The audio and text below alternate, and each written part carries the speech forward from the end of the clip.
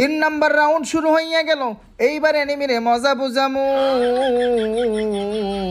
কিন্না নিলাম এক্সএমের বুদ্ধিমত্তার সহিত বেরেন খাটাইয়া বেস হেলমেট গুলওয়াল একটা মাশরুমও কিন্না নিলাম। কারণ আমি কলা বাবার অনেক বেরেন, আমি কলা বাবার অনেক বেরেন। বন্ধুগণ আমার, আমি কলা বাবা লবি খোলার জন্য অপেক্ষা করতেছিলাম। লবিখানা খুইলা গেছে। আমি কলা বাবা দৌড়াই দৌড়াই দৌড়াই সামনের দিকে যাই। বাম দিকে দেখো এনিমিটা, ম্যাপের দিকে তাকাইয়া দেখো এনিমি গুলা ডরপখানা লুট করতেছে। আমি কলা বাবা বেরেন কাটাইয়া দিক দিয়ে আইসা গো। ও ভাই, আমি কলা বাবা হ্যাকার হইয়া গেছি। কিন্তু সোনিয়ার জ্বালায় জীবনটা তেজপাতা হইয়া গেল।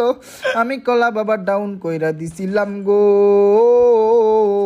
ওই তো, ও ভাই দারুণ হেডশট।